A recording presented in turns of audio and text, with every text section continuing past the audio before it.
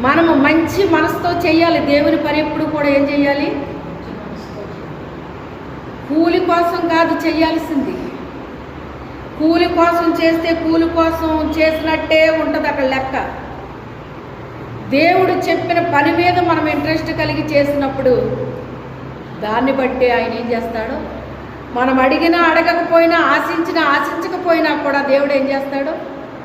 ఆ కూలిని ఇచ్చేస్తాడు. ఎవరి కూలైనా ఇవ్వకుండా మానేశాడు ఆయన? ఎవ్వరికి ఇవ్వడం మానేయలేదండి.